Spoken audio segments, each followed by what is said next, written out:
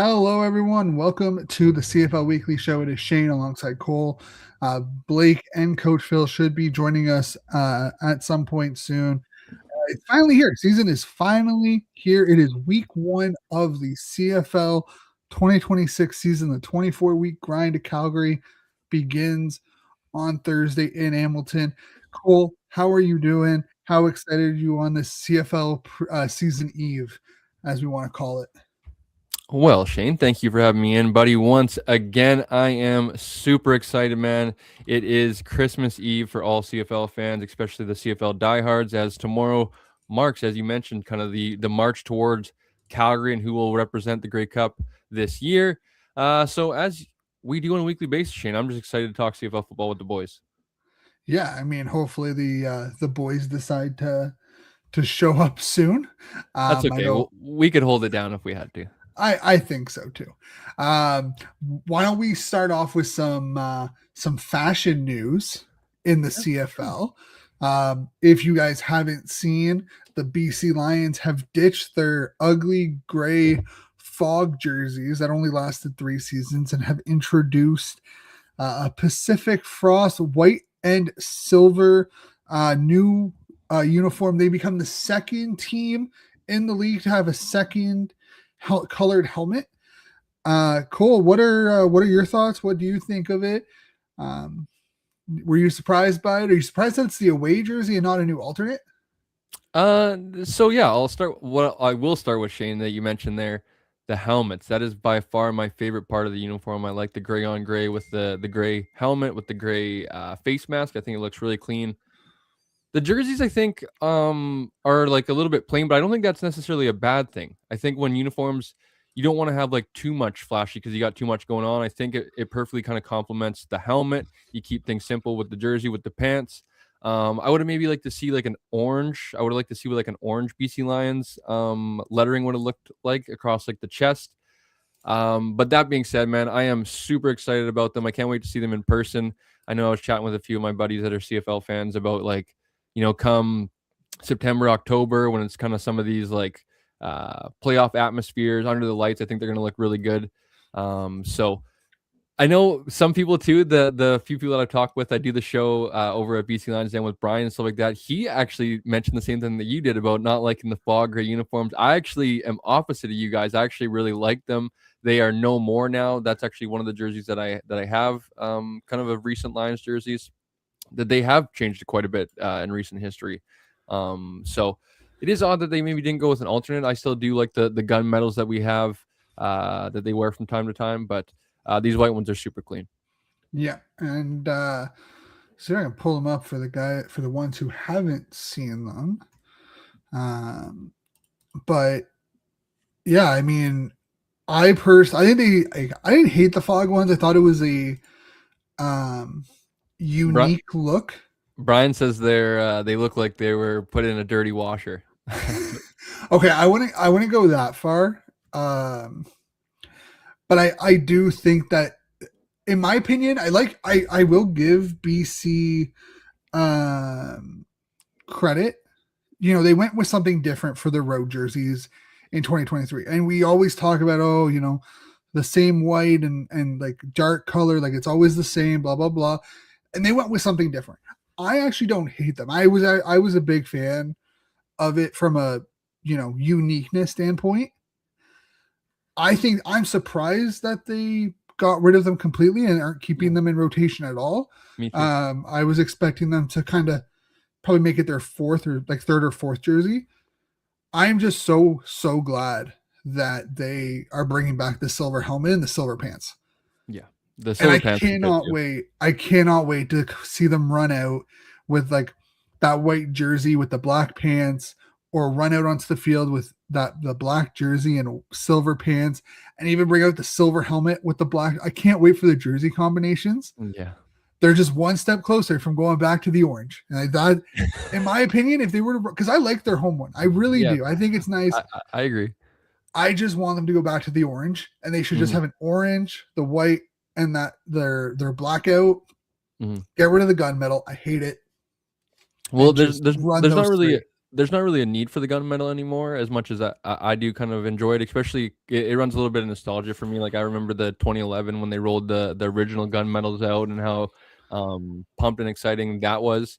So when they kind of redid it for the older logo, but for I believe that was back in maybe 22.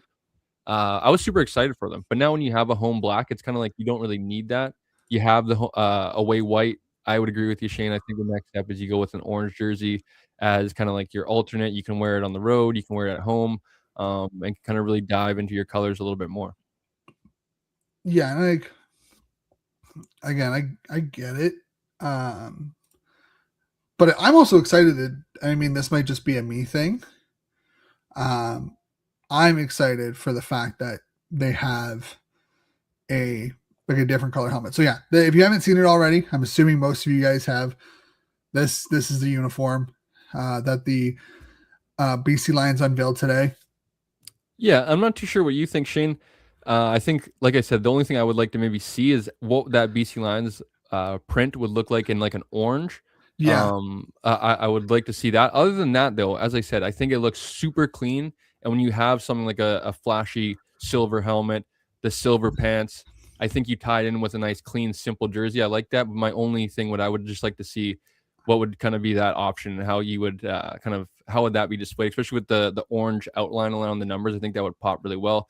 The unfortunate side of things is I know Brian was pretty vocal on social media today on the BC Lions website that they are available for purchase, but the ones that are available for purchase are black font in the BC yeah, Lions right in print on the chest there. So I think it would maybe pop a little bit more, as you can kind of even see on the photo, right? It kind of almost lose the BC Lions. I would think even like in person, you probably lose that a little bit of like from distance. You're probably not able to kind of pick that up, right? That's what I mean with like the orange. I think that would pop really well. I think the black might pop really well, but when you have like an all white and silver uniform, it might not be like most ideal. yeah. But Considering that I don't think there's black anywhere else on the uniform no, outside the logo. yeah. So Um, hopefully one that the Lions can maybe fix or look into, especially from a fan's perspective. I wouldn't buy the jersey until it's either maybe it pops a little bit more. I don't like the black because, as you said, it's not really anywhere on the uniform. So for me, it would be like an orange, or maybe just try to pop that silver maybe a little bit more somehow. yeah, I mean, I don't like how you can kind of see how it's like kind of on a nameplate, Yeah. and it kind of like it's not sewed into the jersey. It Yes. looks a little weird, but I mean that's just how New Era jerseys are. So it's kind of all they all have that little speckle, like they all have the air holes or the breathing holes through them. Right. But I think overall this was a knock out of the park for BC. And I got to say too, big shout out to Amar Doman, of course, Shane. We've ad nauseum talked about him and how much of a good job he does, not only for the BC Lions but for the CFL. Back-to-back days. Not only does he roll out the new uniforms today, but he rolls out the new locker room yesterday, practice facility.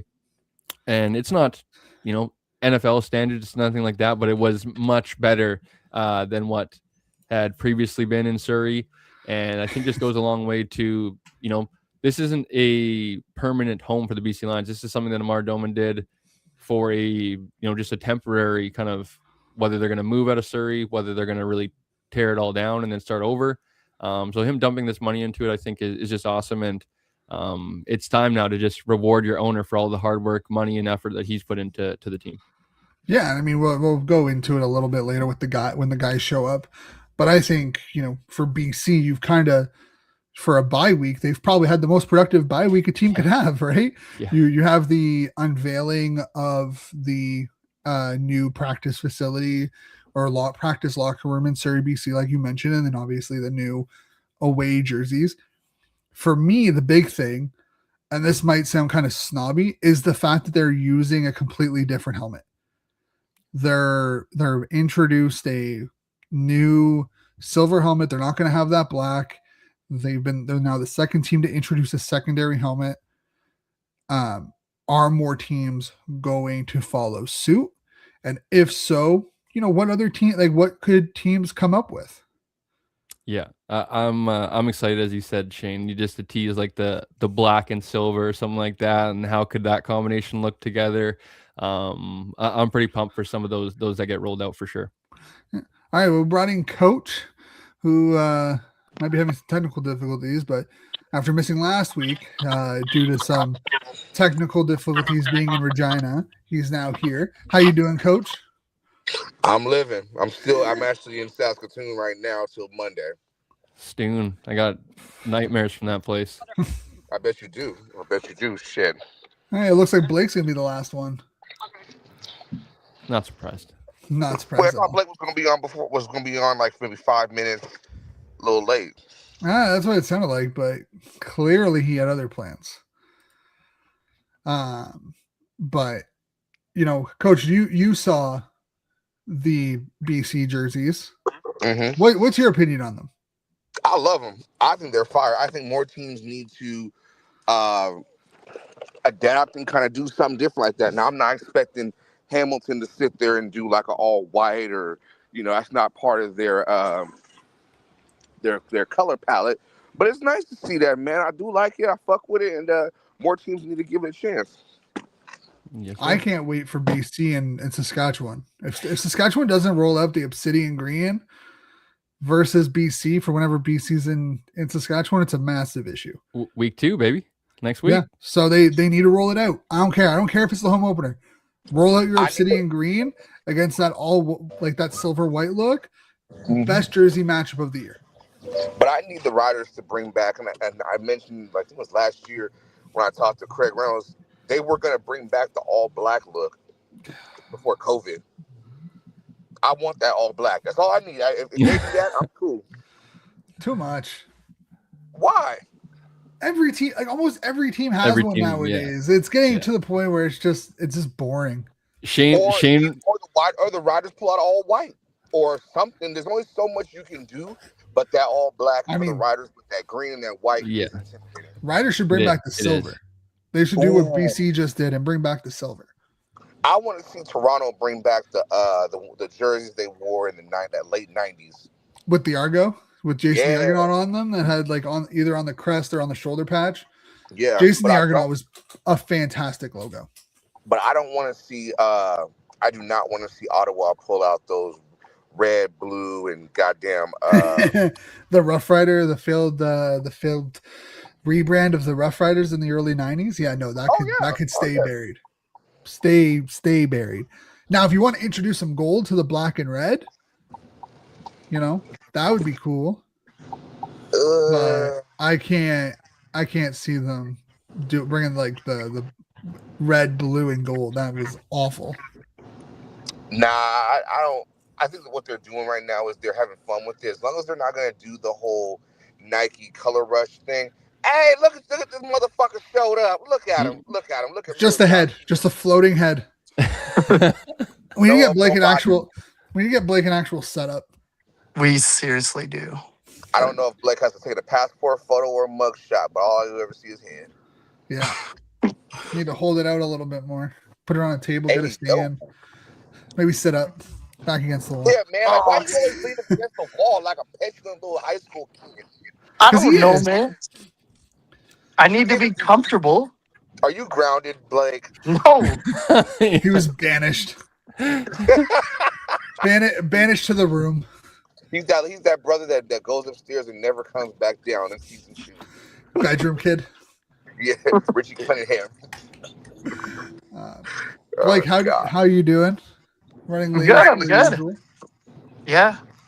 One more week of this, and then that'll be it. I promise. But what do you think of the BC jerseys? The jerseys itself, I'm kind of undecided on. Like, I'm not. Oh God. Wait. Let me finish, Coach. No, the only reason I say that is because the broadcaster in me is very worried about how they're gonna tell the numbers and the names. But I am definitely a fan of the helmets, the all gray or silver, whatever you want to call them, helmets with just the BC logo. I think those look absolutely amazing. And it's unfortunate that the Lions don't play this week because I'd like to see them in action, but we'll get to see them in Regina next week. So I'm gonna piggyback on something that I noticed about them jerseys, man. Do you guys? I haven't seen it yet since I've been in town, but you guys get that cereal Apple Jacks? Yeah. The orange, that's that orange. That makes me hungry when I see that orange. But it's the right tone of orange and the right tone of white. It hits. It hits. I think they knocked it out of the park. Now they just need to bring out a orange one, and then we'll be good. Ooh, little. But as long as please don't put no stripes or anything on that shit or anything. Like we don't need to be no cheetahs. Like that's Well. what the reps are for. Oh well. Okay. You tell him, Blake. You can put Mufasa's They're face on the side of zebras, the helmet for not all I cheetahs. care. Same thing. Close my enough. bad. I mean, not really. One's a prey, one's a predator. I mean, One has a harem of bitches. The other one is just a loner. But they did introduce the reffing crews for. I saw for this that. year. Andre Prue is back. I'm very happy. Why? Entre Because Prue. he's the greatest. I don't know about that. He's like the Wes Macaulay of CFL officials. Mm-hmm. But Overrated. Dang. Why overrated? I don't know. I've just never liked him. He's a great guy, but as an official, I'm not a huge fan of him. Oh, like yeah, he's a super nice guy. Yeah, like as a person, he's great, but as an official, I'm just stay doing the Montreal games. Just stay in Montreal. Don't want to see you anywhere else. Just stay in Montreal. Oh, is that the guy that does it in English and French? Yeah, that's the one. Andre Prue. Oh, he alright. He cool. I'm not sure about him. Yeah. He cool. So, Coach hasn't joined the fantasy league yet, even though I sent him the invite 3 or 4 times already. Clearly, he doesn't want to do fantasy. No. Okay, I'm in the middle of doing it, and then I totally space out and forget. My bad. It's 2 seconds. Coach definitely gets a penalty. Well, we can't start the draft until he joins, and clearly he's in no ability to join right now. So I've been in work mode. My bad. And having to redo your phone a couple of times, eh? We could do the draft later. That was my fault. How did that even happen? How did you? You want the truth, or you want me to tell you a lie? I would love. I want the It's truth. going to be hilarious. Man, I was fucking, and my phone got up under me, and I tried to enter the pin while I was rushing, and I just forgot the pin, and that's what happened. He said the truth. Bro, how does your phone? Bro, how does the phone? Side tables, my guy. No. The phone was on my right shoulder, and it ended up by my knee, and I was trying to do it real fast while I was doing extracurricular stuff, and I just couldn't remember the code. I was too busy doing other stuff. My bad. Sorry. Side table, my dude. Side table. Bro, there was no room on the fucking side table, bro. It's a big Then ass. put it on the floor. I had melons and cream cheese next to the bed, bro. Sounds like a you problem. Better than having to restart your entire phone because you forgot you can't put in your pin. Hey, shut up, Blake. Just because you don't know what it feels like, don't. You know what? I love you. Whoa! Don't. So I fucked up my phone. So yeah, and I had to cuss out T-Mobile because when you reset your phone, it shuts off your electronic SIM card.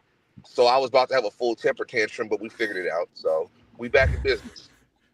That's the Glad best. you didn't lose any of your work that you were doing in Saskatchewan. No.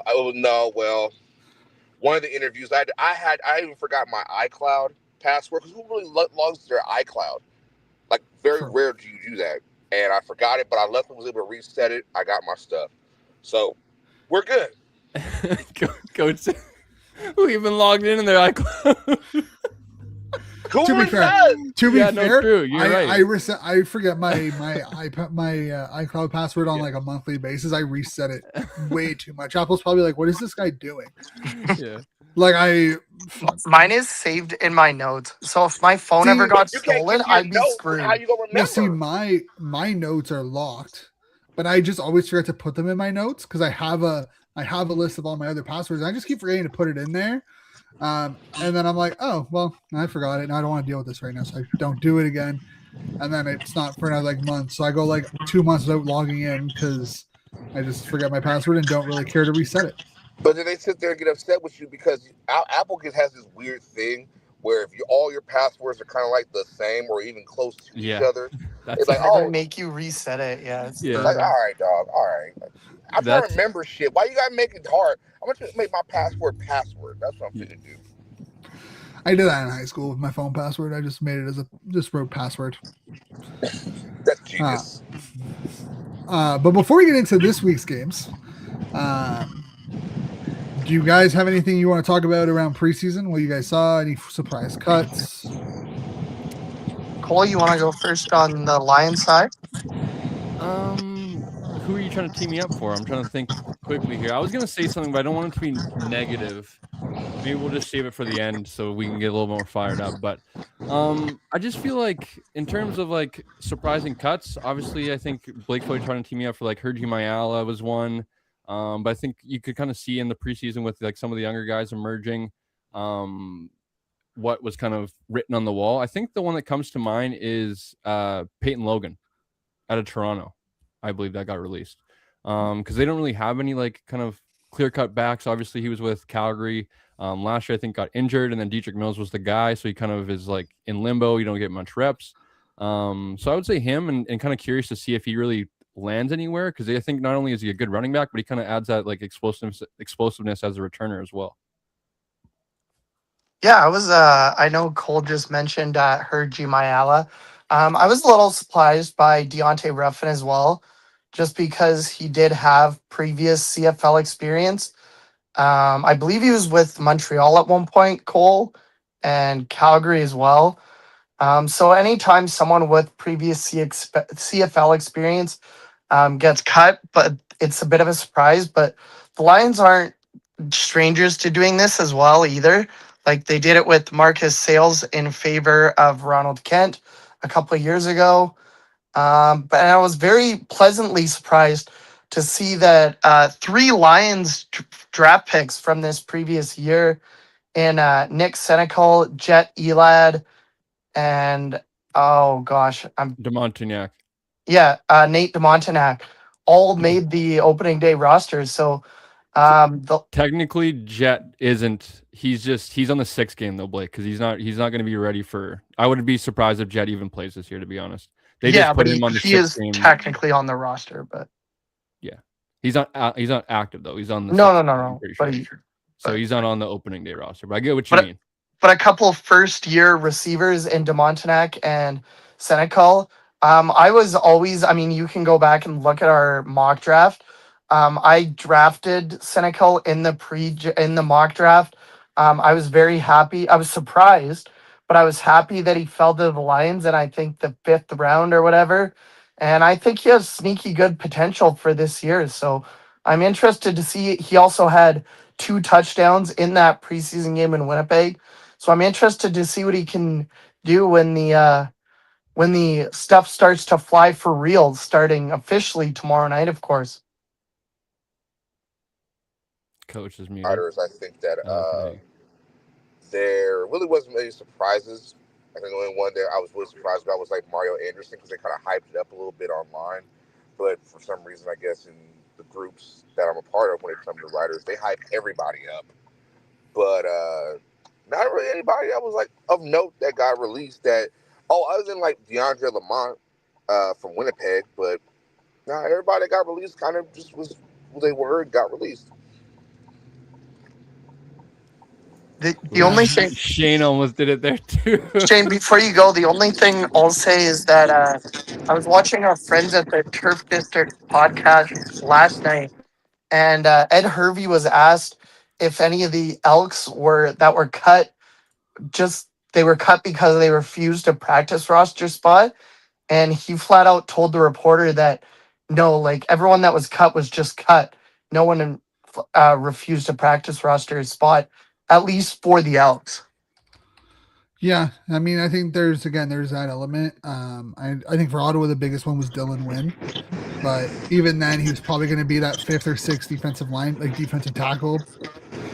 Dinwiddie mentioned it, saying that like they didn't really see the reason to keep him on if he wasn't going to see significant playing time. He thought it was better for him to for them to move on because of it as like a respect thing for Wynn. So outside of that, I don't think there was anyone for Ottawa that really popped out as like a surprise release. So I think honestly this is probably one of the first years in a while where there hasn't been that big of names being released. It feels like every year there's always like one or two. Like last year it was Carey out of Toronto got released. Like always like some bigger names released. I feel like this year there was none of it.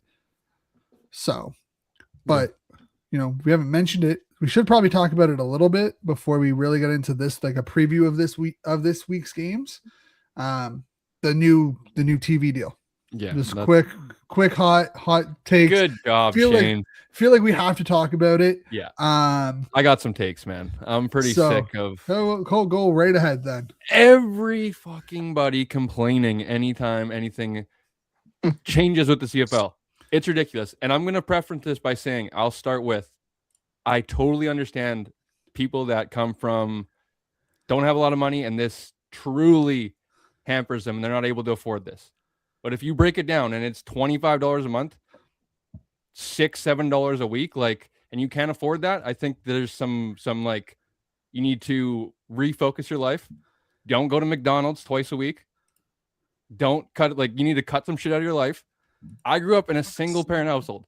I know exactly what it means to like budget around shit, not being able to afford stuff, going to one game a year. So I get it. I feel for a lot of people. But when $500 million comes to the CFL and people have nothing but to complain, it's like, what the fuck is wrong with you guys? Like, honestly, it's crazy, man. I'm Blake. I'm not talking about you either. No, I know. I'm talking about the people that online are like, oh, I'm done with the CFL. I'm not watching. I'm canceling my season tickets. It's like, and you call yourself a diehard fan. That's ridiculous to me. I totally understand the professional sports and like, hey, NFL now you got to have Prime, you got to have ESPN, you got to have all this shit to watch it. I get it. It sucks. But if you're a sports fan, that's life. That is where media is going. That's where TV is going. So it's like, this is such a positive, and now it's like almost become a negative. And it's like the like younger generation that this is going to attract or supposed to attract is almost like it's like overshadowed. So it's like so frustrating for me, especially like because this could be a good opportunity for the CFL, and a lot of people just won't give it won't give it a chance. Is the biggest frustration for me personally. Okay, can I go? Yeah, go ahead, Coach. I absolutely agree with you, bro. I do. And here's the thing, man. Folks love to cry about shit just to cry about it and be upset. You know you're not going to fucking stop watching the CFL. Yes. Shut the fuck up and stop your bitching, okay? Every fucking year since I've been around this game, it's something new. Oh, I'm going to give them my season tickets because they raised the prices. Your ass is still at the fucking game. Oh, I'm not going to watch it because they're going to put it on an app. It's like it's maybe a couple games. We all want the CFL to grow. We want the CFL to evolve. But the thing that people misunderstand about the game, it's a business. You want to evolve your business. The bottom line, these owners, that you can talk about championships, you can talk about Grey Cups, all that stuff. But at the end of the day, they want to make $1. So does the commissioner. This business, man. The game has to evolve. The business has to evolve. You want the kids to not just watch NFL, but also attract them to watch the CFL. This is what it's going to take. The media is going towards apps. We all agree the CFL Plus app is not the best. But this app that they're going to do, man, and doing more with YouTube, it's great. Maybe we won't get fucking flagged by Bell Media every time I do a fucking reaction to the game, or if I do a fucking live stream, or if I want to do a watch along. Maybe they'll work with us because they mentioned, this is behind the scenes shit I ain't talked about. When I first collaborated with the league, a lot of the shit that happens with them is Bell Media owns so much of their shit that you get dinged. And the only reason why I didn't get dinged or copyrighted striked was because the league loved my shit. I hope that they work with more content creators with this and give us a chance to go along with it and react or use the footage or do this or do that. It works in our favor. You need content creators in this day and age to be successful as a business. But as far as these fans that's sitting there talking shit about, I'm not going to watch it. Yeah, you are. Shut the fuck up. You're going to go to the fucking game. Quit your bitching, quit your whining. And I know it sounds harsh, but it's the fucking truth. Quit your whining. You invested in sports. This is the price you pay. Period. Yeah. Something to go off of what Coach said there too, as well as like, not only will it give more people opportunity, Blake and I are both in broadcasting. Me too. Dazin talked about having a completely different crew. That is going to give more jobs to people. Post-game, pre-game show. That's going to push TSN to not just be stagnant and have the same broadcast that they've had for the last 30 fucking years. But but people look at it fucking funny. Like it's actually ridiculous to me at this point now that like every time something like news drops, it's overwhelmingly negative. No. Can I piggyback on that? There's one thing you're saying everything just right, bro. There's one thing you're missing. You know what it is? They don't want this shit to become Americanized. I mean, that's so old. I The think game isn't becoming Americanized, and I get it. Like, can I have my 30 seconds now? Go ahead. Like, I truly get it, because like we're in the opportune position of looking at this from both content creator perspective and a fan perspective. Like, as a fan, it sucks. Like, I will fully admit, it sucks, because the way it is right now, and this isn't guaranteed to be the way it is 12 months from now when this kicks in, but the way it is right now is that it's $35 for DAZN. I don't use DAZN for NFL. I don't use DAZN for European football. I don't use it for anything else. Soccer, whatever you want to call it. I don't use it for anything else. It's 4 games a month. It's every Saturday game for 21 weeks. So if you divide that up per month, it's approximately $9 per game, which, if it's a road game, do I want to pay that money? No, not really. Am I going to pay that money? Probably. But as a league, it is a good thing. As Cole said, it brought in an extra 550 million. Do these people not understand what that means? That means the players are going to get paid more. The salary cap is going to go up. You're not going to lose every single player to the NFL. Is the NFL still going to be somewhere where the players want to go? Yes, it absolutely will be. But maybe that Canadian kid, like Cole, like myself, like Taylor Elgersma, who's playing for Winnipeg now, who grew up watching the CFL, wanted to play in the CFL, maybe he's going to realize that the NFL isn't his only option. Maybe the CFL will become a permanent option for Canadian kids, and that is a good thing for the league. And I agree with both of you that whenever something happens, the playoff format, the field, the benches, whatever it is, people, these older people, and I hate to lump people into a certain category, but that seems to be what it is. These older people that have been watching the CFL for 50, 60 years. Oh, well, I don't want change. Guess what? That's part of life. That's what's going to happen. If you want the league to stick around, it needs to change, because newsflash, it's not going to stay stagnant forever. But some people like stagnancy because their life is stagnant. Yeah. That's their problem, though. That's their prerogative. That's what, but that's not what us four are in a blessed position to do what we do. I've spent the last 10, 12 days seeing various different levels of football here in Saskatchewan. And I can honestly say that there's about to be a shift in football. Yep. Here in Canada. I mean, I will say we have to be on top of that. CFL has to do what they got to do. One thing that just doesn't get talked about is that the CFL doesn't care about the older fan base. Like, they don't even care about legacy fans.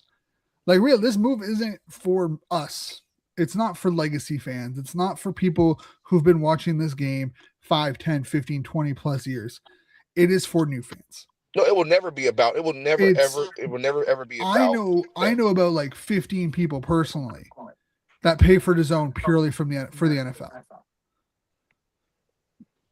they cancel their subscription as the Super Bowl ends or as playoffs start, depending on what it is. Not everyone has cable anymore. Realistically, not everyone has cable. Not everyone is willing to pay for TSN Plus or TSN just to watch CFL games, right? But there are more people, I believe the numbers that DAZN put out were like 200 million users worldwide. 20 million global or 20 subscribers. That's still a hefty amount of people. Yes. Even if you get, 100,000 new fans in year one, that's massive internationally, right? I think the big thing this is setting up for is the American rights that expire at the end of this year with CBS. Does DAZN just jump in? Or do you go to ESPN? Do you go to like Fox? Like what does the American landscape look like going forward? But I mean, $500 million for 6 years, it's $83 million a year. I think teams are going to hit around like just under $7 million, depending on the parties and whatnot, there's a couple of numbers being thrown out. This is great for the league and it's necessary for the league. Talk about coaches cap. We talk about all these like it being a part-time league. You know how you stop it from being a part-time league? There's more money coming in. There's more revenue coming in. And hopefully it gets to a point where you become the NFL, where gate revenue is just extra money, where the TV revenue basically covers the teams. And then anything that comes in after is all profit, all revenue. And I think that's where this deal lines them up for it. I think one thing that isn't being talked about too is the fact that, CBA, they have an opt-out for 2027 with this new deal. Could the players opt out? If they do, what does that new CBA look like? Do they turn into, a more full-time league where we do talk about OTAs and, longer work days and whatnot? But I love this deal. It's about damn time someone other than TSN was broadcasting games, and it should only go up from here. Yeah, I'm going to say one last thing, as Coach mentioned. Football in Canada right now is booming. Yep. It is not about, as Shane said, the older generation, diehard fans. Blake, off the top of my head, is probably the only person I know that doesn't have DAZN to watch football. That Seahawks fan or not. Yeah. Everybody I played with junior football has DAZN. Every football fan I know in Nanaimo has DAZN. Literally, like I said, I know. Literally, Blake, just because he comes to mind, is literally probably the only person I know. Now, yeah, for the people that say like, oh, you're gonna lose the casual TV scrollers. Well, you're gonna gain the 20 million subscribers that, hey, the younger generation kid that's gonna boot up his Xbox, CFL is right there. That's gonna turn on his PlayStation, boom, it's right there. And I mean, DAZN's also saying all the right things too, right? Like they're saying that like they're committed to this. They're gonna put on a show. They're talking about post and pre-game shows. They're talking about wall-to-wall content. Like this doesn't sound like just another run-of-the-mill, like, I'm gonna have the TV deals and I'm gonna put the bare minimum into it just because we spent X amount of dollars. I forget the lady who went on 3 Down that did the interview, but she's some executive in DAZN, and she talked about like growing up being a CFL fan. And people just won't even like take that into account, or won't even know that, because they won't watch the video, educate themselves on, hey, what's DAZN going to do? What is their position right now? How do they feel? Now, obviously, they're going to tell you what you want to hear, but you can take from those interviews what you will. You can take little nuggets here and there. And saying that, hey, I grew up in Canada. I'm not just like some suit executive that doesn't care. She has history with the league. So it's like, this is nothing but positive. And the fact that people like on social media, it's crazy to me, dude. I open up Twitter. That's why kind of since I got locked out, dude, I'm like, just kind of like, I'm not even like, Twitter is so crazy to me that people like complain about every random thing. It's crazy. They're never happy. But like, one thing I think I don't know if you guys saw the report coming out of Quebec today about how it sounds like there's been for over a year, or just about a year, works about getting a 10th team in Quebec City. Sounds like this is as strong of a case for a 10th team as the CFL has ever had. sounds like 350 million into Stade Coliseum for like a 25,000 seat arena where the Quebec Nordiques used to play, because they're tearing it down after Finally. Videotron Center got built. It's been closed since like 2015. It's been closed for like a decade, and it sounds like they might be willing to play out of Laval Stadium for the first couple of years as they build the new stadium, so they can get up. Well, and yeah, running. because Laval Stadium has like 20,000 seats. Yeah.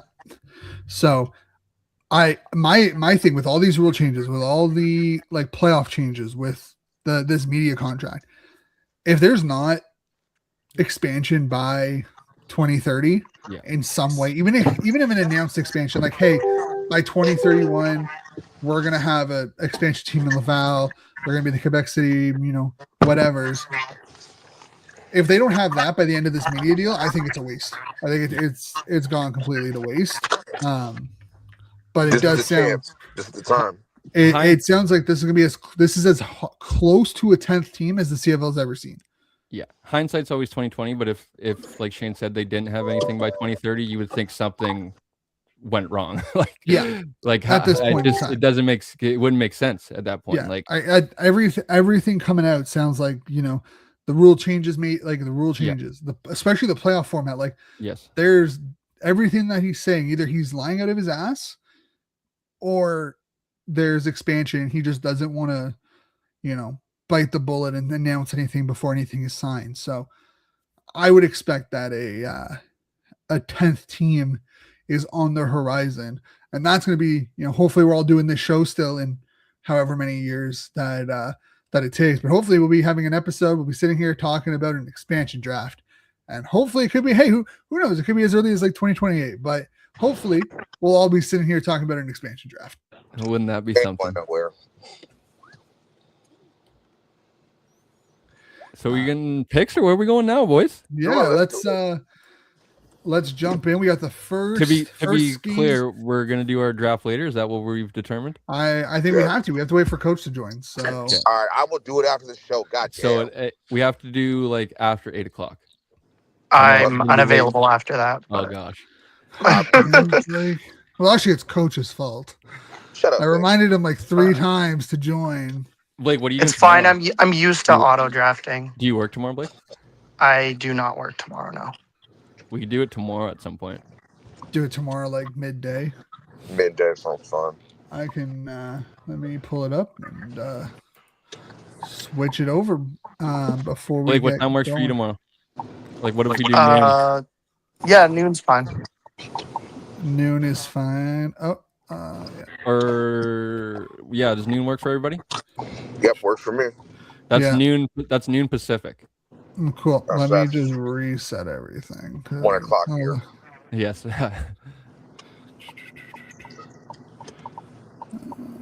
Coach, how long are you going to be in South for? Till Monday. Okay, I was going to say you're not. You're not staying for the home opener. Yeah. I know. I gotta get back. But yeah, let's jump into it. Game 1 is Montreal Hamilton Thursday night in the Hammer at 7:30. We have the reigning East Division champions going in, rematch of the East Final. Bo Levi, Hamilton looks to win their first home opener since 2019. Davis Alexander looks to keep his unbeaten streak alive. So a lot going into this unbeaten game. Regular season streak. Unbeaten regular Get season, it right. Yes. If it wasn't for Shea Peterson, he would have an unbeaten. They still would have needed the 2. They would have needed overtime. Like, I don't know about that, but you are such a negative motherfucker. God damn. I'm just. What do you mean? You're the one that won the Grey Cup, and you're like, yeah, they probably would have won. You was like, damn, like that's brutal. Like you never say anything good about Blake. Yes. Let's be clear, buddy. This is congratulations. A new season. I know. It is a new season, my friend. Coach, that goes for you too, buddy. You got about another half an hour to use the defending champ card. I'm gonna be using it again for another 365, bitch. Don't worry No. about it. He technically has it until Next Saskatchewan's Saturday. eliminated we from the lose. playoffs. No. Until we lose that motherfucker, I'm gonna keep saying the reigning and defending. Great Coach isn't Cup going to be champion. happy to see where I have Saskatchewan tomorrow. That's for sure. Clearly. Last. So yeah, let's jump into it. Montreal Hamilton. Cole, what you got going? Why do I got to go first? This was I know, 'cause Wait. you're the Before first we person I start, saw. are we still gonna post these on the socials? Yes. Oh, and new this year, we're doing fan picks. So on Twitter, Facebook, and Instagram, on Tuesday mornings, they will be posted every game of the week. And you can go on and vote on who you guys think will win that particular game, and you guys will be part of the weekly picks and see if the fans can end the season better than any of us can. So I'm gonna say if Not any of us happening, finish but- below the fans, might be a little shameful. But Where is this again? Sorry, Shane. Montreal. It's in Hamilton. No, it's it's in in Hamilton. Hamilton. But again, no Winton McManus. He's out. Yeah. But also no Stevie Scott Jr. Stevie Scott the second for Third. Montreal. They got Travis third. Tice, baby. Travis Tice. Wow. I'm gonna go Montreal. This is a tough one for me. Obviously, Hamilton, as you said, Shane, rematch of last year's East Final. People that do forget, Hamilton, I believe, did win and edge out Montreal for the division last year. So Yep. these games, as much as it's only week one, these games matter come the end of the season. Especially, I think it'll be another close race between Montreal and Hamilton, and likely comes down to maybe season series, who can get the edge over one another. But as Shane just said, I think a big loss for Hamilton. Winton McManus on that defense. I think we saw last year that Hamilton was pretty much Levi Mitchell, Kenny Lawler, a little bit of Keandre Smith, or bust. And that defense had a lot of question marks around it, and kind of how could they start to impact games a little bit more. So I'm going to go with Montreal. I think they're the much better, well-rounded team. And as long as Davis Alexander is healthy, preference that as long as he is healthy with all these scares in preseasons already, I'm going to take Montreal until he's out of the lineup. Yeah. All right. So we got Montreal for Cole. So he already knows he's going to start 0-1. What you got, Coach? I want to see. I'm leaning towards Hamilton. I'm gonna give him some props just because I want to see that offense evolve and do more. And I think this might be the year that they can do more rather than just throw it down the sideline to Kenny in the fucking honey bucket. But other than that, it's gonna suck that Winton's not playing. We're all big fans of Winton, but I think they got just enough guys on defense to be able to make a statement and also attack Davis Alexander. You have to get him. You have to fucking force him into situations where he's uncomfortable and he can't get time to set up in the pocket or outside the pocket. He doesn't have that many weapons when it comes to receivers. I'm going to go with Hamilton for the W. Plain and simple. Blake? I'm gonna side with Cole on this one and go with the Alouettes. 10-0, I believe it is in the regular season. And I know I 11-0. just said that. Sorry. 11-0. He's going for 12. Yeah, 11-0 in the regular season. He did lose the Grey Cup game, but until he loses a regular season game, that record still stands. And Davis Alexander, he has a fully healthy receiving core in Tyson Philpott, Tyler Sneed. They did lose Austin Mack this past offseason, but he's now with the Elks. But yeah, they and even though losing Stevie Scott the third, at least for this game, Travis Tice is more than a capable backup.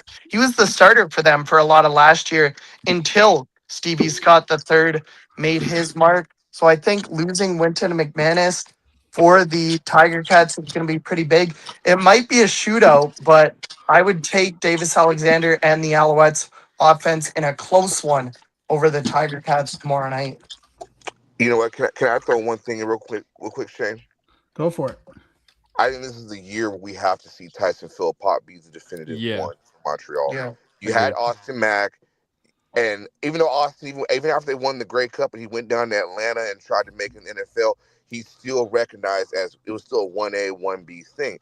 You have to step up. And even same thing for his brother in Calgary. Yeah, I Y'all was just both gonna got to say. do something, man. Y'all, Yeah. it's all this hype that I hear. Yes, you had the great play in the Grey Cup, but now it's time for you to be able to do it all season long. Stay He needs healthy. to stay healthy. Yeah, be the guy. Because I think, to me, He honestly, hasn't had a sorry to cut you off, coach, but 1,000-yard he season. hasn't had 1,000 yards yet. Yeah. Neither's Jalen. And honestly, I'm gonna be fair. I like Jalen a little more than Tyson.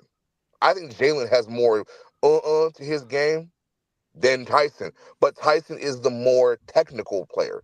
You know what I'm saying? Like, he's the more technical receiver.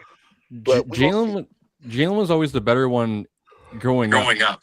Jalen was the running back, the guy that they gave the ball a lot to in high school. Then they go to Calgary. Jalen was the guy. Tyson got hurt a little bit, so he kind of battled through injuries at Calgary.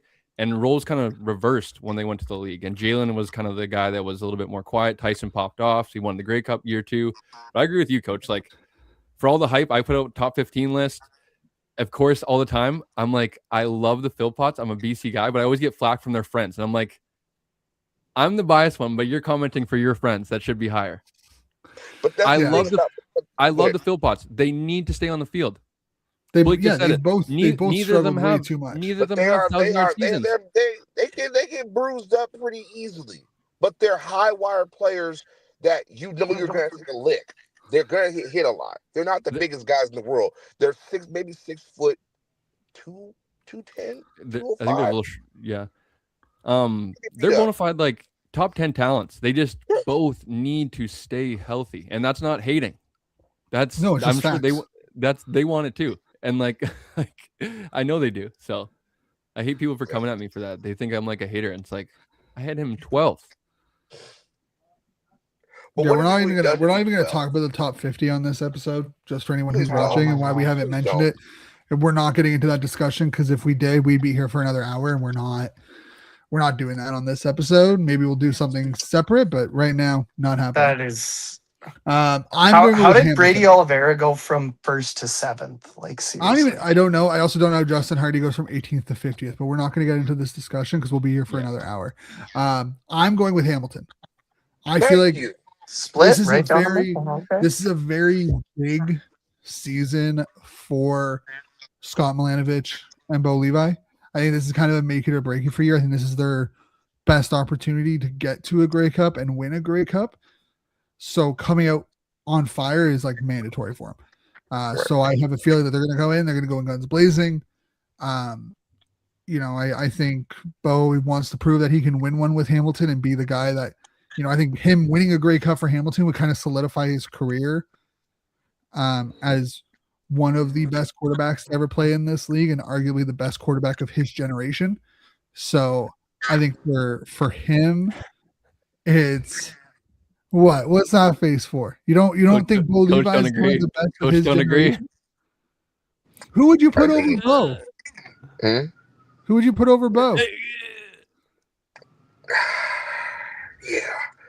It's that Aaron Rodgers thing, man. It's that the best arm talent money could buy, but that Ottawa Grey Cup fucked up for him a little bit. I'm sorry. But who's he better than? Like who's better than him in his generation? In his era from 2013. What is Bo's generation? From 2013 till now, you got what? Colaros. But he's 2 and 4 in Grey Cups. He's lost 3 in a row. Bo Levi is like the same record. He's 2 and 2. He's 2 and 2. And also so is Colaros better than him? Are you putting is Trevor Harris better than him? That one Jonathan Jennings season. Jonathan, what was it, 2016, 2017? 2016, who else in the last and then Bo Levi destroyed him in the West Final. You can make an argument that Michael Riley is the only quarterback that can touch him, but he only has 1 Grey Cup. No, there's one other person. We don't want to say his name, but Chad Kelly's not even near Bo. Hell no. Then who? Who is it? Trevor Harris. We already said Trevor Harris. Oh, did he? No, I said Cody Fajardo. Oh. No. God, no. Yeah. No. Yes. He has 1 Grey Cup. He has No. one Grey Cup. He was a third string up until he got to Saskatchewan. Lost his job in Saskatchewan. Lost his job in Montreal. I look, hey, this ain't me riding this. That performance, that motherfucker was nice though. Okay, so then compared to Bo's Grey Cup performances, I gotta go with Cody. If that's Cody crazy. wins, but hold on. But if Cody wins one in Edmonton, greatest of all time. Fuck y'all niggas. That's Oh my crazy. God. And pigs will fly, coach. At That's that point. crazy. If that That is The Elks That's have a better chance of crazy making talk. the playoffs than they do winning the if Grey he Cup. wins the Grey Crazy Cup talk. in Edmonton. Matter of fact, And Bo Levi matter of fact, ending the drought in Hamilton would put him as like the best quarterback of his generation. hey, look, I'll put money on it. Edmonton will win a Grey Cup in the next 2 years with Cody Fajardo. I'll put some money on that. That's crazy. Yeah, it You is clip crazy, that coach. too. That's wild behavior. That is wild. The I'm curious to get. Or sorry, go ahead, Shane. The fans picked Hamilton, Okay. being outproduced. I'm curious. 122 to 89. So Wow. Hamilton that's a lot of wins votes. kind of. Damn. Yeah, Over 200 votes. Facebook definitely has carried this early. Thanks for the people on Facebook. Shout out to everybody on Facebook. Facebook, Instagram, and then X was kind of a slong, but Facebook definitely carried it. I only put it in three groups. That's crazy. And those groups carried it. So, but yeah, Hamilton is the fan favorite pick with 105 votes. I hate to say it, but it kind of comes back to the old heads because they're all on Facebook. Hey, man. I was thinking engagement. Oh, Engagement God. is great. Yeah. I ain't gonna I'm not complain sure. about no They're on engagement. X or they're on Facebook. Who knows, man? I ain't gonna complain about engagement here. So, Yeah. were you gonna say something before we head on over to game 2? What was I gonna say? Oh, I was just gonna. So I'm not like too worried about the offense, similar to you guys. Like for Hamilton, I am sure worried about that defense. Do you guys think it's as simple as like just Wynton McManus kind of like solves all problems, and it's like as simple as that? No. No. Well, if you're playing against like a Winnipeg, a Calgary, a team that their run game is their bread and butter, yes, you need to win McManus because Witten does a little bit of everything. But in this game, where you have Davis Alexander, who has a Tyson Philpott, he's got a Sneed, he has Alexander Holland still, right? Alexander Holland. Yeah. Yeah, so those are guys that 3 different types of receiver. It's going to be on the back end to do their job. So we got Reggie Stubblefield, those guys out there, Jamal Peters. That's on them. This game with Witten is not really a game for Witten to like eat, but his presence alone makes a difference. I also don't think Montreal's offensive line is that great compared to Hamilton's defensive line, and that could be a difference. Like, I generally just think, like, I also think their secondary is pretty good when healthy. Yeah. So, but again, I think it's gonna be a close game. I don't think it's gonna be a blow. Yeah, it's probably gonna be a agreed. 1-possession game, but I do think Hamilton. It's can not going to kinda be a steal the surprise win to see here. either team win. No, I think that this is as like. I think any 3 of these games can be a coin flip. Like, it's early in the year, any game's a coin flip. But Yeah. Hamilton, Montreal, I think are very similar in play style. Yeah. And it's going to come down to which quarterback plays better. I think this is a game where like you need your quarterback to win you a game versus, putting the ball in your playmakers' hands and letting them win. Like Davis or Bo Levi will have to win this game for you. I know you guys feel differently, clearly based off the power rankings, but I think it's Montreal, Hamilton, and then there's a pretty sizable gap until Ottawa. But that's just me. That is just you. You were the only one who had Ottawa below 4. Yeah, that's crazy to me that you guys. Oh, we lost Coach. Not shocking. Let Shane talk you into it. I did nothing. I No, didn't even he put didn't. mine in. I didn't put mine into the chat at all. I just asked for you guys to send me yours. Yeah, And y'all Blake send and me Shane are mine. crazy. Or Blake and Coach are crazy. Then. Yeah. How All are right, we game, crazy? What Game- did Ottawa do to give you guys confidence? game What the 2. hell? Jake Winnipeg Mayer. Blue Bombers. Jake Calgary. Mayer? Shut the fuck Drew up. Brown We looked ha- better than Jake Mayer. Okay, calm down Shut there. the That's fuck not true. what? That we'll Yo, talk. what Hey, the fuck? let's hey, Drew hey, Brown looked hey. better than Jake Mayer. No. How are you going to spin this? In game 2, yes, not game 1, but we'll So I'm talk talking about game 2. sure, but let's talk about that on the next game. Let's go back. We got Winnipeg, Calgary. Calgary home opener. Winnipeg is going on the road week 1. Are you guys feeling is Winnipeg taking their step back? Is Calgary, I don't know how good Calgary's go going to first? be. I think they're an injury away from being the last place team in the league, but How you guys feeling about? Rewind. Did you just say the Stampeders are one injury away from being the worst team in the league? Yes. What? Yeah, that's crazy. That's wild. That's crazy. Who's the quarterback outside of VA? You're going to trust Love to win them They games? might have the best defense in the league. Sure, but that defense only goes so far when your offense isn't on the field. Their offense is going to be on the field. That's with crazy. VA. Anyways, yeah, Coach, go first. With VA, yes. Okay. But I'm saying like Okay, you're trusting Love to run that offense if VA is out a long period of time. Go ahead, Coach. But the same thing could be said about BC. Nathan Rourke is one less frank injury away from y'all being at the bottom of the barrel, but that's just me saying that.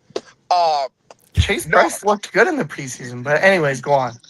Good, whatever. Let him rock out, bro. Anyway, no, I think Calgary's gonna run the ball hard, but I need to see what their receiving core can do. You only have, like I said, we only see Jalen out there. I need them to do more with Vernon. That defense is going to work. It's going to go crazy. They might have on paper the best defense in the league, but I think Calgary might pull this one out. I'm excited to see Jake Seresna and Willie do their damn thing out there. The back end is kind of shaky. You know, it's there, but it's not there.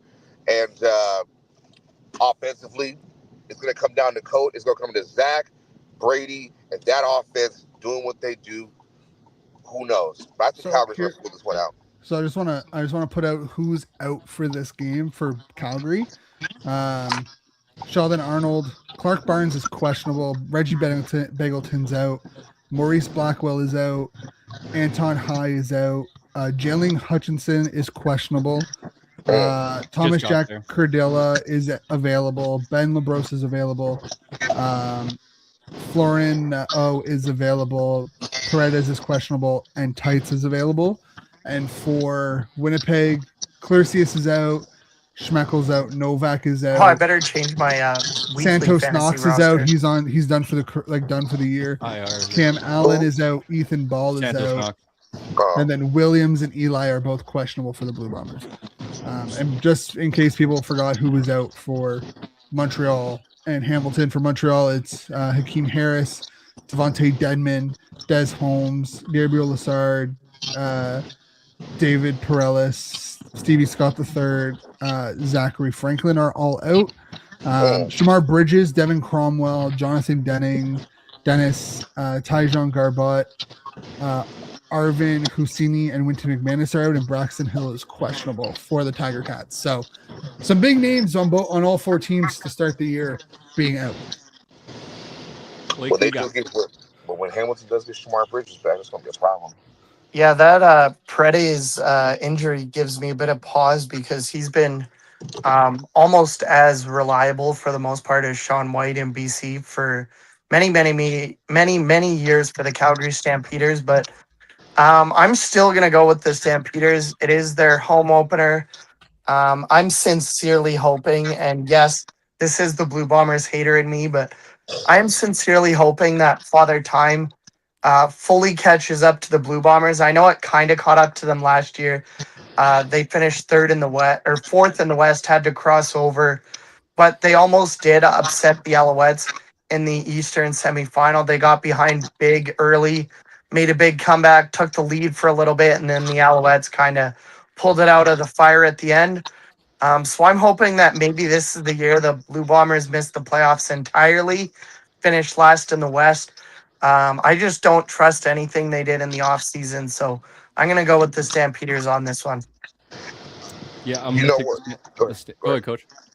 I was going to say that there's one player that I will say that we do need to watch out for. That is, if this year could be the year for him to have a Wint McManus type year, and that's Tony Jones. I know I mentioned the back end of Winnipeg's defense is kind of shaky, but inside the box, for him to have a year where you have a Jake Seresna or Willie Jefferson in front of you, play your game, call it out. I'm expecting a big year from him to anchor that defense and do something.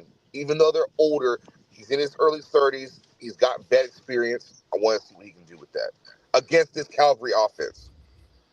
Yeah, I like Tony Jones. Every time I watch Bombers games, he usually jumps off the screen for sure. So I could see that. I like their linebacking core with like Reddick Ramsey in there as well. I think they're very versatile. But I'm going to take Calgary. I think this is going to be a close game as well. I think Winnipeg just going to be, as like the little bit more veteran team, they're just going to be a little bit slower out of the gates. I think they're going to kind of round to form towards kind of, Labor Day and then into September, October.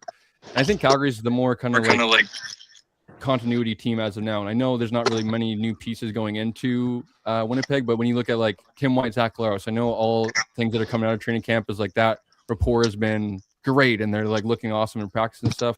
It's still going to take, I think, a few games like live reps, regular season for them to really hit the ground running. But I think later in the season, that might be like best duo in the CFL. And then like Broxton, obviously he's, I think, going to probably seamlessly jump into the starting lineup as I hate to say that. But like the veterans on the defensive line, I think Serezna, Willie will work themselves into playing really at a really high level towards the end of the year. So I just got Calgary as of now. So I'm going off the board here. I'm picking Winnipeg. I'm taking Winnipeg in this. I think this is a not kind crazy either. Like, I think this like, I think the guys in Winnipeg's locker room know that this, if they don't, this is do it. well, this is it. Yeah.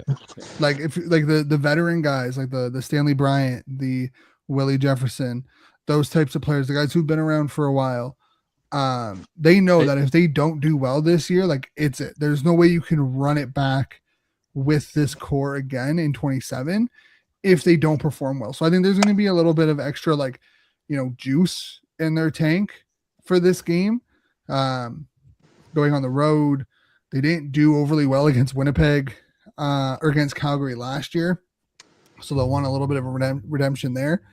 And again, I have questions around that, like that Rough Riders offense. Like that defense is great, and that defense is going to make life hard for Collaros and Co and Brady and whatnot.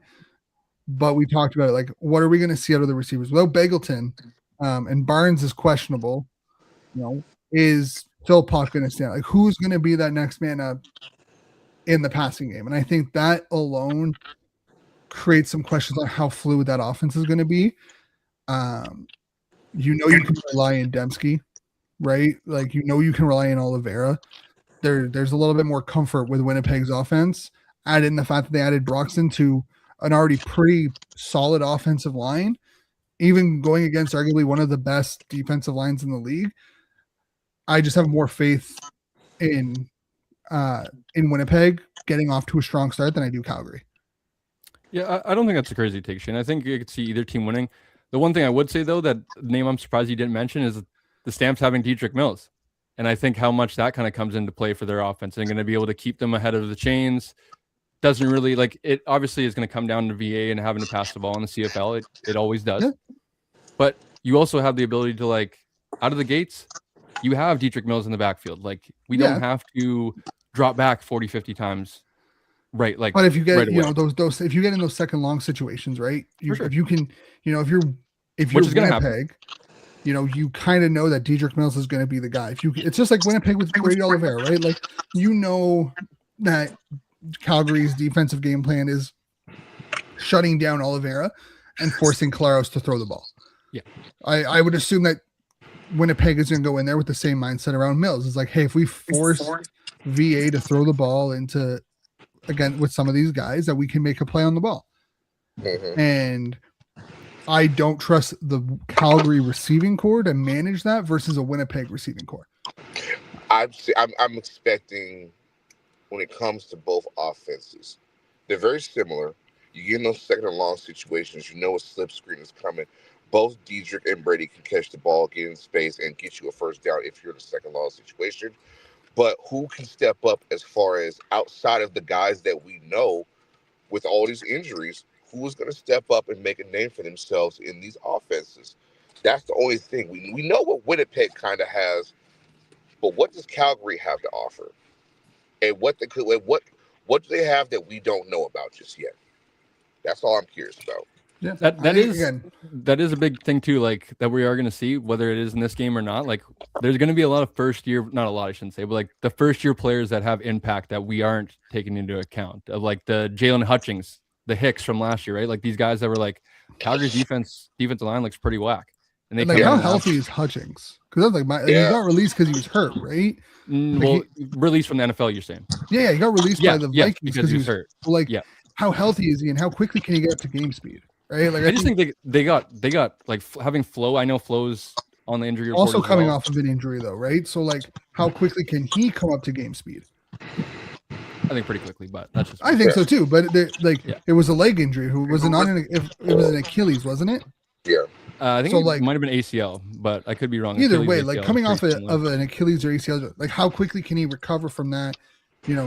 In the first game, I know there was a lot of conversations around like a Darius Pickett last year coming back from an Achilles injury. Like, would his game, would he actually be where he needed to be come week 1? He was, and I think those questions are still valid for Flo. So we'll see. But I think there's some health concerns along that defensive line that could make things a little bit more interesting. The fans did vote for Calgary in this game, barely beating Winnipeg, 104-100. So by 4 votes. Wow, very close though. And it wasn't even the closest matchup. So we'll head on to the last game of the week. Only 3 games to open the season. I know a lot of people are upset about that, but next week too. Yeah, it's unfortunate what happens when you only have 9 teams and you have 2 teams that are basically on the road for the first 2 months of their year due to the World Cup. You're going to have some shorter weeks. So heading on over into the nation's capital, we got the Edmonton Elks against the Ottawa Redblacks. Both teams are looking to get off to a hot start. Both of them not having any real playoff success, any regular season success over the last half decade at this point. Cody Fajardo versus Jake Mayer, Killam versus Dinwiddie. A lot of storylines heading into this game. How are you guys feeling? What are your opinions so far? I know Coach is all about cousin Jake. I know he's all happy about cousin How sick Jake. is that though? Like, oh man, Cole's gonna go with the Elks because he thinks that we're overrating the Red Blacks. But well, of course I am. But how are you guys feeling? It's just funny that Jake Mayer is Shane's starting quarterback. Hey, you know what? He's a great guy. Fantastic dude. Easy. You are a liar. You have to cover him. That's why you're saying this. You literally said completely the opposite 6 months ago. Yeah, literally. You said I never said anything bad about him. 6 months ago. Not about him. I said him as a quarterback. When have I ever said anything about him personally? When?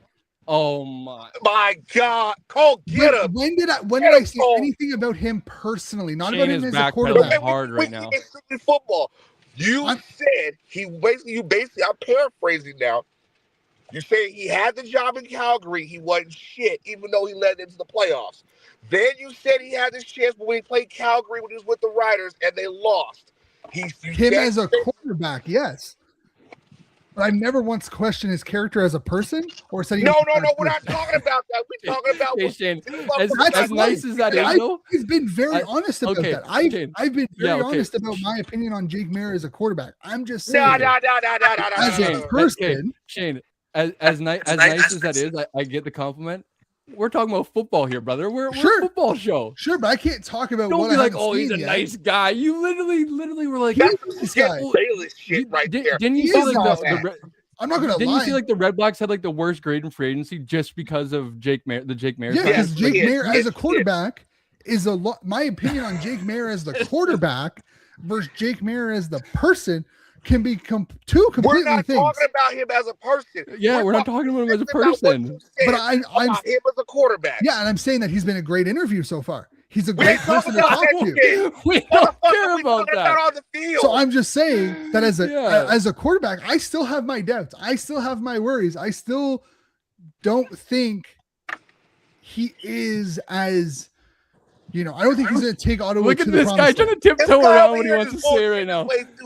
No, I don't think I've been very vocal. You can ask anyone who's been at practice. No, because Jake Mayer at practice tomorrow is going to be like, I watched the podcast. That's why this guy doesn't want to say anything now. I'm going to DM from cousin Jake all the shit you talking, and I got to hype my nigga up. Tell him we got receipts, Coach. Tell him we got receipts. Again, I we got plenty of receipts. That's fine. I will stand on what I've said about him as a quarterback as his play. Oh, he's such a great guy. He's a great interview. Great interview. Fuck. He's a fun guy. He is. I'm not going to shit on the guy. Can we just make our picks? Like, I'm generally, I will genuinely say that I have my concerns around Jake Mayer. You have concerns about everybody. You have concerns Okay. about Blake, B, Okay. Cole, everything. I have concerns around your time management. That's about it. I don't want to say. Hold on, whoa. Okay, well, let's we'll get How back to many this times just have for a you little bit. fallen asleep and messaged me like 3 hours later? My bad, I fell asleep. Oh, Shane's pissed. I'm on Okay. CP fucking time. Don't be mad. Don't try to make it personal, motherfucker. Because you Shane's got caught pissed. up with your receipts. Okay, Shane, I don't want to say the C word. So what I will kind of preference this then, if you are a little bit still like questionable on Jake Mayer, what do you see as like a realistic kind of like leash? We talked about that last week. You have Drew Brown, who looks good game 2. Now, whether you want to say, hey, he was going against the 2s, whatever, he comes in, leads 2 scoring drives. Whether you want to admit it or not, that thought crept in every Red Blacks fan's head of, did we make the right decision? Jake Mayer had two touchdown drives a week prior against basically the full Montreal unit, like defense. He had 2 touchdowns on 3 drives too, right? So like that, I don't even care about. Personally, like preseason's preseason. We've had moments of really good preseason play and thrown out shit come regular season. So like I always take preseason with like a grain of salt in terms of that. I'm again being at practice. Neither of them have taken control of training camp. Like there was never at one point where I was like, oh, Drew Brown is clearly the number 1, or oh, Jake Mayer is clearly the number 1. They've all had their bad, they're good, they're ugly, they're great moments. Like they've both had it. Jake Mayer fits Dinwiddie's offense. I think look at what he did with Arbuckle last year. Right? 4,000 yards. I think Arbuckle had like almost 30 touchdowns.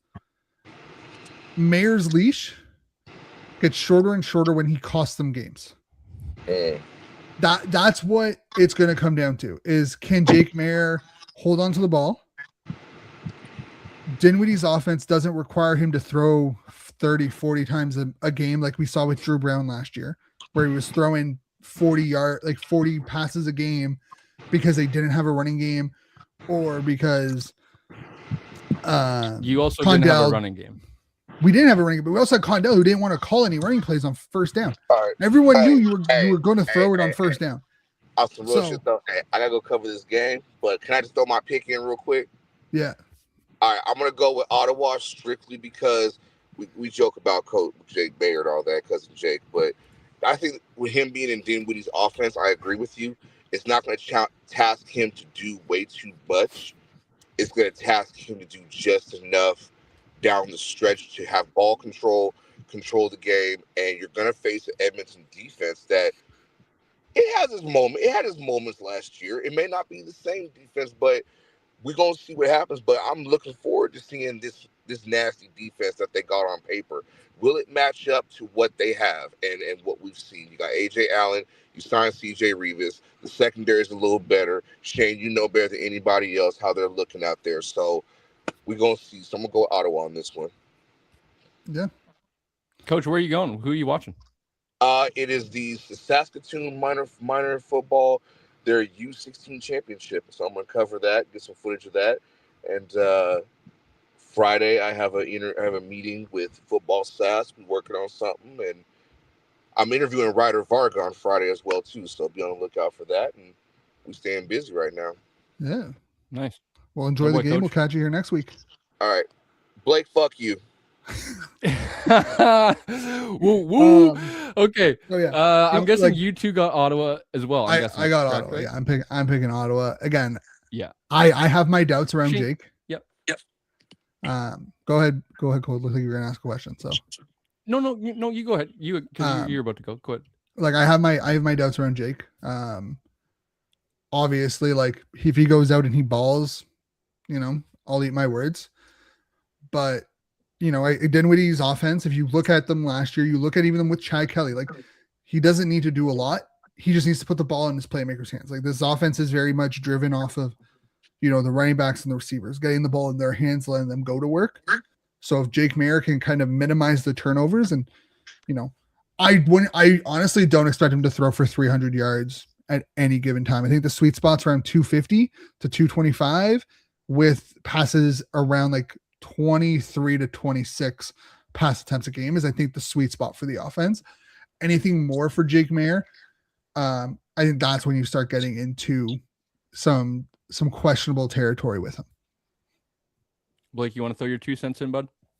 Yeah, I'll just I mean, I don't know, like the Elks are we say it every year, and the Elks were better last year, but at the beginning of the year they still kind of elked. Like it was 0-4, I believe, 0-5, something like that. And it seems to be that way for the last 4 or 5 years. And then they try and claw themselves out at the end, and it's too little, too late.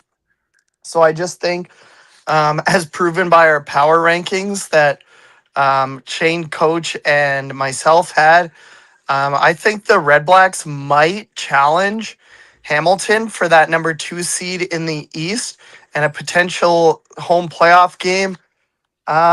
Cody Fajardo is who he is. Jake Maier, like, he had success in Calgary. Like, he wasn't the greatest quarterback, but he wasn't the worst. Like, he got him to the playoffs. He had him in a couple West semifinals against the BC Lions.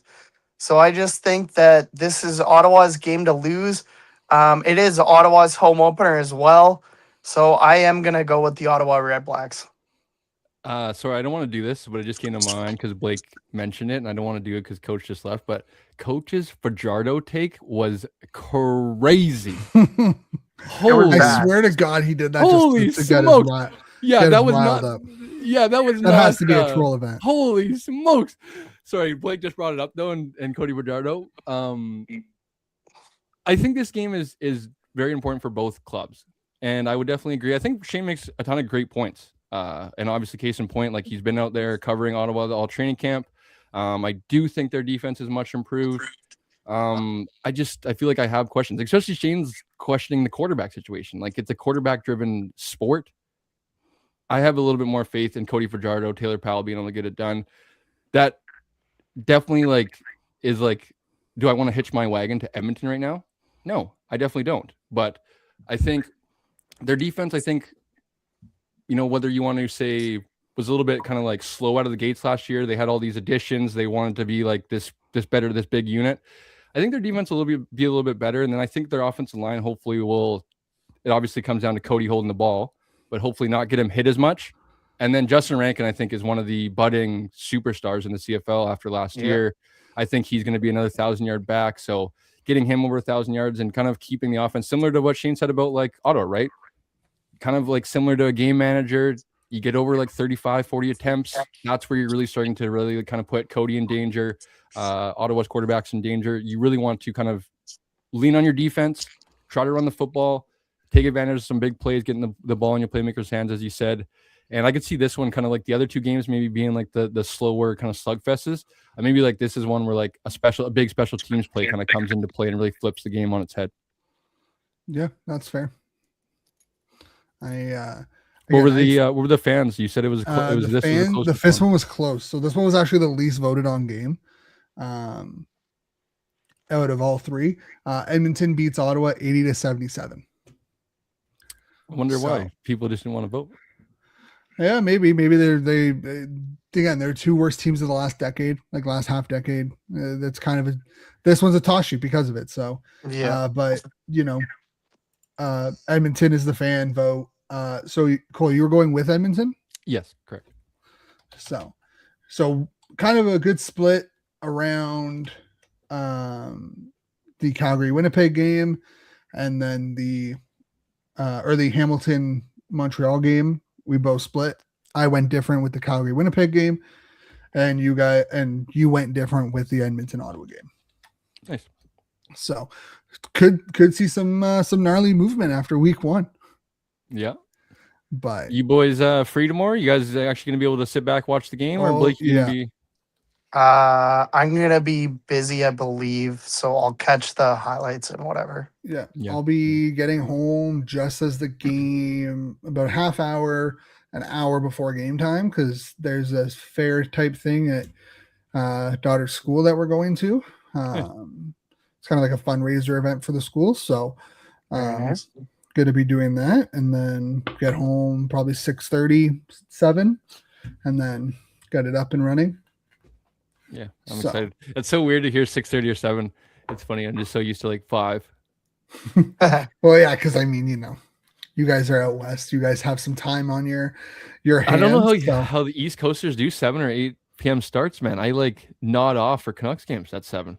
bro. I don't think I've watched a hockey game that started after 9 o'clock to its completion in probably like 5, maybe even like 7 years. Probably pre-COVID. Yeah. Was probably the last time I was able to regularly watch a game that started after 9 o'clock for the entirety of it. Yeah, it's always so weird when I go to Grey Cup and like, especially when it's out east and the Canucks game starts at like 10, you're partying at midnight and the game's still going on. I'm like, wait, why You know is what this was game great? still going? But It was a great experience being in Vancouver. Waking up on Saturday oh, morning so nice. 4 like- o'clock. No, honestly, we woke up at we were up at like 8 o'clock, but we hung out College in the football's hotel on. room. Yeah. College football, the Sens were on because they had like a 12 o'clock game or a 1 o'clock game. So it was like 10 a.m. and the Sens were on. It was great. It was a great time. So same with Winnipeg, even though it's like I think an hour. Yeah, time Winnipeg change. wasn't bad. So I will say getting to Vancouver though, like the first morning there was awful. Brutal. It Yeah. was awful. Leaving Ottawa at like 6 a.m. just to land back in Calgary at like 7 a.m. And I'm like, oh my God, go check in, go get food, go back and crash for a couple hours. I was just like, bro, my body clock was not body clocking properly. Yeah. All right, boys. I'm probably gonna get out of here in a few minutes. Do we want to end the show anyway? Shane, did you have anything else, buddy? He muted himself.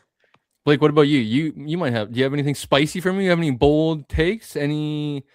No, I don't. I Lions haven't are gonna even, win the West. well, yeah, obviously they're gonna win the Grey Cup, but no, I haven't even checked out your bold predictions yet.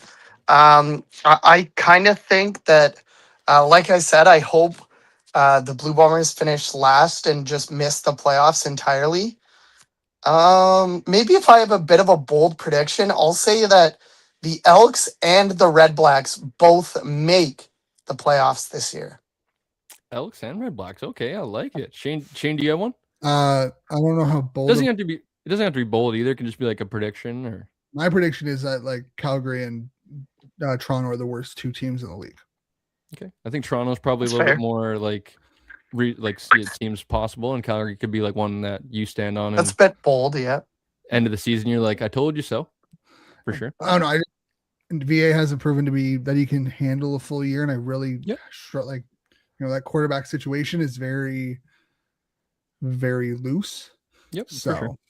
but I mean, I think my hottest take is that you're gonna see a BC Ottawa Grey Cup in Calgary.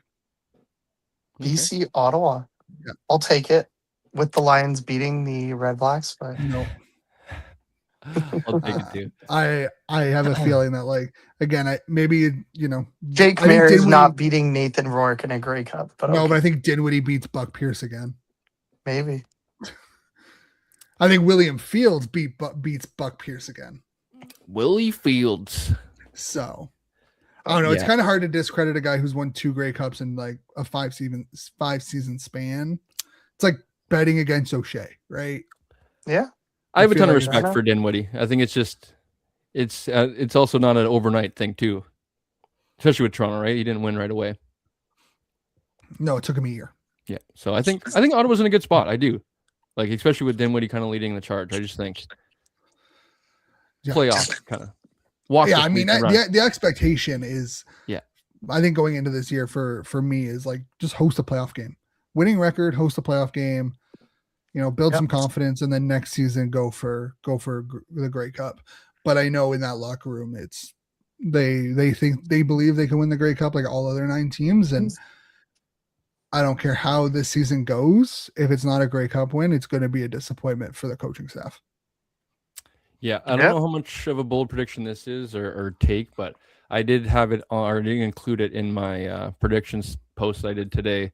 I think it's just going to be the year of the Philpotts. I think I would have done Tyson to lead the CFL in receiving yards. I think that's not as much of a bold take. I think Jalen's is the much more bolder take. So what I would say is like I think Jalen goes over 1,000. I think Tyson ends up leading the CFL in receiving yards this year. I think they both obviously are uber talented. Everybody knows how talented they are, so it's we don't have to talk about it anymore. They both need to stay on the damn field. Because at some point, your potential of being this bona fide star kind of starts to wear off because neither of them played 18 games. Neither of them cracked 1,000 yards. Yep. And when I get these comments of like, you have Tyson below Justin McInnes and Samuel Emlis, so it's like Samuel Emlis, most outstanding player of the Grey Cup, or most outstanding Canadian. Yeah. 2,000-yard seasons, much more productive than Tyson. Justin McInnes, 2,000-yard seasons, led the CFL in receiving. I had personally Nick Dembski because I think a lot of people just disrespect Nick Dembski. If he gets 1,000 yards, it'll be 4 straight 1,000-yard seasons. I believe the longest Canadian to have a consecutive streak is 7. I don't think he gets to 7, but he's going to get 1,000 yards. You can almost guarantee it. He wasn't healthy last year and got 1,000 yards.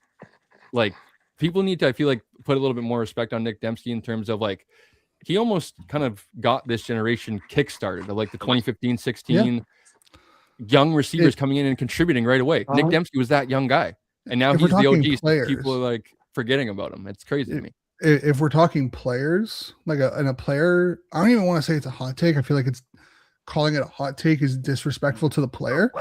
I think Roland Milligan wins the MOP this year. I would like to see it. I have a feeling. Be okay with that. Like the fact that he wasn't a top 10 player in the top 50 is ridiculous. The fact that he wasn't nominated for the award last year was ridiculous. Yeah, I have a feeling that like this is the year where Milligan is the favorite.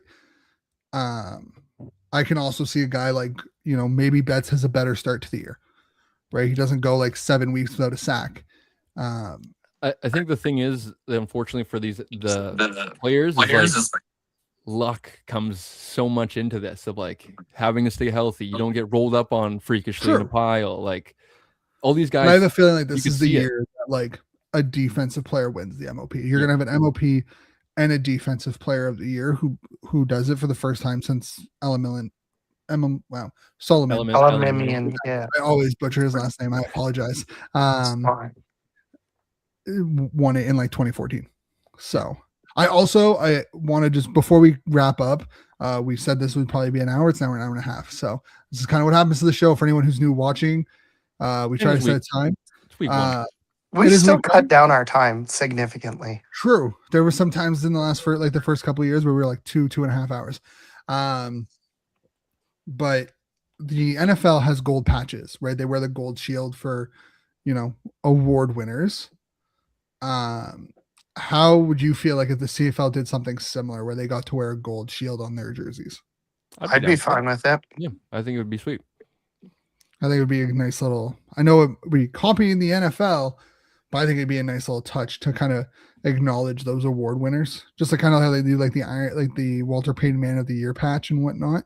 I know. Well, it's the same as Notre Dame. Like they have the Culver for like achievement or whatever. Yeah. I think they would be sweet. I think it obviously pays the bills, but if we could have like one less ad on the jersey and put a nice little patch there, you could sign me up. Hey, as long as we get rid of the tramp stamp, that's all I care about. Yeah, I agree. That is unfortunately still there. Yeah. But not every team has it. Yeah. It looks terrible.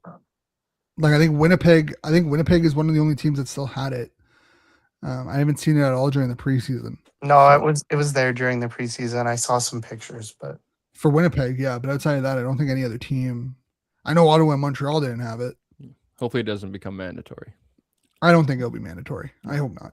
I think it's stupid.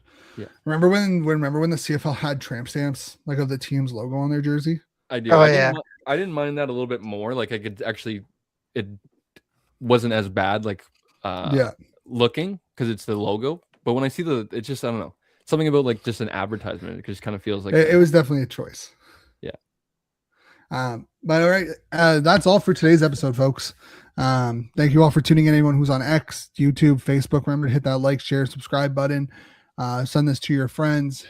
Put on your alerts so you never miss an episode. We are live 8 p.m. Eastern, 5 p.m. Pacific every Wednesday night on those channels. Enjoy week 1. And remember, check out Royal Retro's, proud sponsor of the 13th man and the CFL Weekly Show. Head on over there. The link will be in the description in the below, or on our link tree page in our descriptions on our socials. Have a good one. Enjoy this week's games. We will be back here next week to recap it all and get you prepared for another 3-game week 2. Stay safe. Enjoy the weekend.